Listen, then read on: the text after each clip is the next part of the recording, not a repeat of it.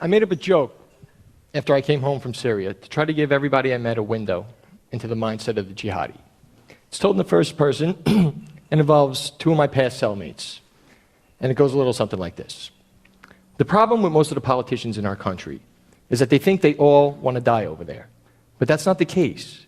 The smart terrorists don't want to die. They want to live. And they know how to exploit the young and stupid ones who believe everything they're told into doing ridiculous things, like flying airplanes into buildings and blowing themselves up in marketplaces crowded with women and children. I say I was lucky, extremely lucky, that one of the older jihadis never came into the cell with a few of the younger ones for an indoctrination session that resembled this. "Do you see those three terrorists?" he would say, while pointing to us. "That one is CIA, that one is Mossad, and that one can fly." He would finish by pointing to me. If this would have happened, I would have been very fortunate if they didn't take me up to the roof and pitch me over the side. Because even after my body would have splattered on the pavement below, they would have looked over the edge with nothing but respect engraved on their faces. And one of them most likely would have said something to the effect of, "Wow, that American really didn't want us to know he could fly." Henceforth, you now know the mindset of the jihadi.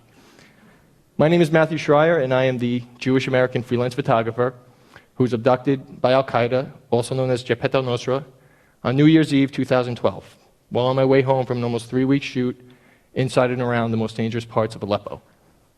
Immediately upon my abduction, I was placed in the backseat of a Jeep Cherokee and driven to a very notorious jihadi base, with an even more notorious prison located in its basement, at the Aleppo Pediatric Hospital.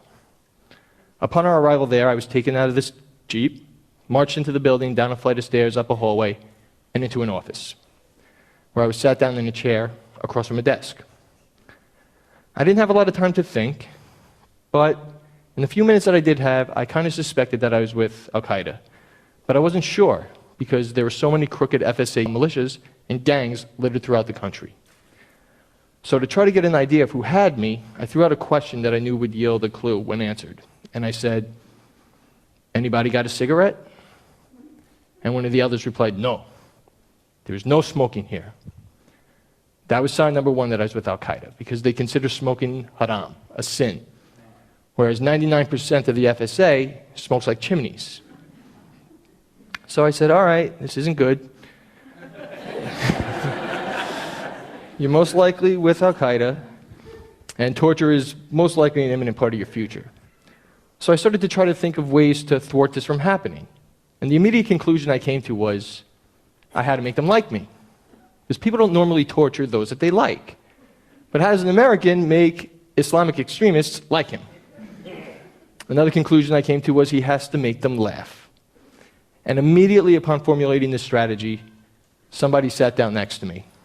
And he reached over and he lifted the ski cap that was covering my eyes as a blindfold. So I shut my eyes really tight so he wouldn't think I was peeking out the bottom. But after a few seconds of him holding it up, I realized that he wanted me to look. So I very slowly opened my eyes, and even a little comedically, and saw a very commanding figure sitting next to me. And he just smiled. He would later introduce himself as General Muhammad. And it wasn't the type of smile that said, "Welcome." It wasn't the type of smile that said, "Ha ha." It was the type of smile that said, "I got you." And then he lowered the cap back over my eyes. Sensing that this thug was approachable, I said, "Can I ask you a question?" "Yes," he replied. I said, "Are you going to kill me?" And after a slight pause, he said, "Nah." So I waited a few seconds, and I just threw my fist up over my head and screamed out, "Woohoo!" I was like, "Happy New Year!" And I leaned over to the side when I did it so I can peek out from my cap to gauge his reaction, and it was definitely a positive one. He actually jumped back a little bit as if startled and then started laughing. And then every maniac in the room started saying, "Da-da-da, what'd he say? What'd he say?" And General Muhammad, literally lifting himself out of his chair with excitement, translated, he said, "Happy New Year!" He said, "Happy New Year!" And they all started to laugh. So I was like, "All right, good job. You broke the ice. Do it." You know, you're doing good. You're doing good. A second later, General Muhammad leaned over and very enthusiastically said, "What is your name?" So I said, "Matthew." I stopped saying Matt a while ago because it means dead in Arabic. And then he replied, not anymore. He goes, now you are Juma. It means Friday, a holiday. Do you like it? So I said, yeah, sure. Who doesn't love Friday? Look, man, what do you want from me? I was like, I didn't do anything to you. And he said, oh, slow, Juma. My English, not that good. Within a few minutes, they brought somebody in to clear that problem right up. His name was Abdullah, and his English was immaculate. How are you? Abdullah asked me. I've been better, I said. And then he went on to explain that they had information that there were CIA agents in the area and that I had to be grabbed and investigated so that they knew who I was.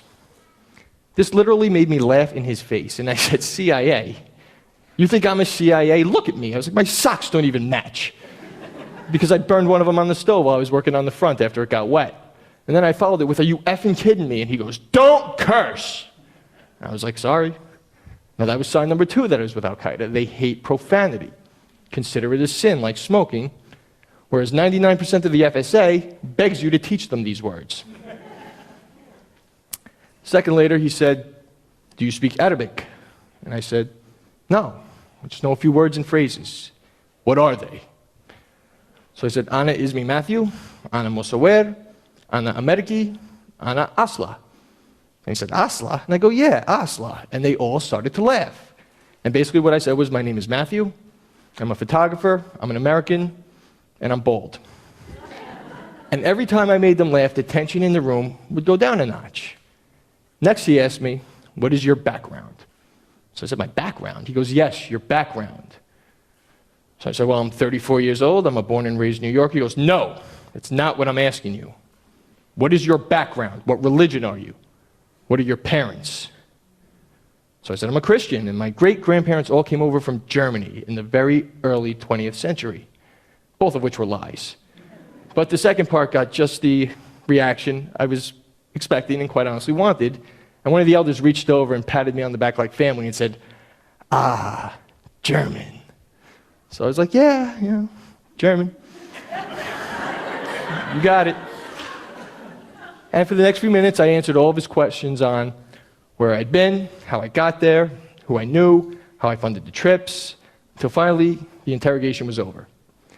And Abdullah said, now, lift the cap from your eyes. And I said, no, I'm cool. I was like, I don't need to see you. And he goes, I wasn't asking. So I was like, look, man, I don't want to see you guys. Just do your investigation, confirm everything I told you, and then let me go. That's the deal. We have a deal, right? And then a second later, General Muhammad just reached over and lifted the cap completely off my face. So I shut my eyes tight again, and then very slowly opened them and just scanned around me and saw all these maniacs just looking at me.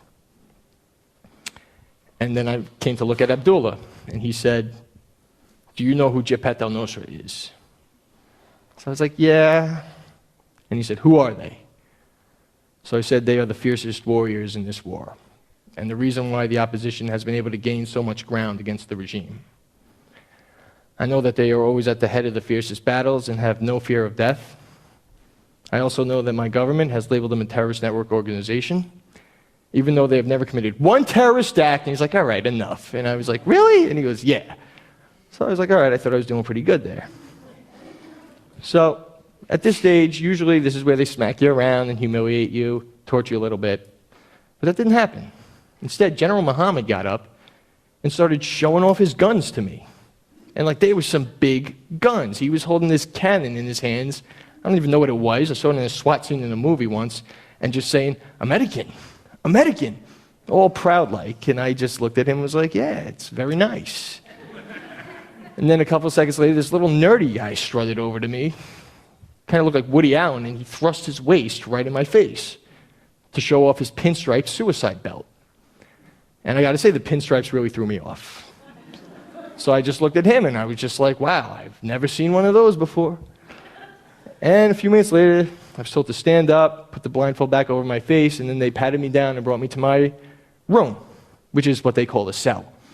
And I was locked in it. And day turned into night, night turned into day, and with the very little sunlight that crept in through my blocked-off window came the sounds of screaming and people being tortured from up the hall. and you would just hear this thick cord striking the bottom of their feet over and over again, and them screaming, Allah Akbar, over and over again. And I kept pacing and pacing, waiting for my turn, but that first month plus, it never came.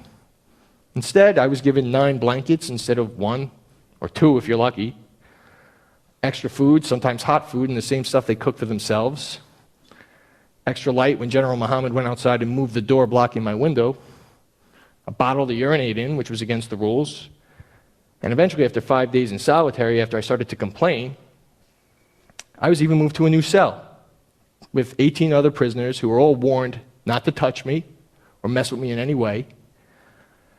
And the reason why this all happened, as I would later learn, was because General Muhammad ran that prison.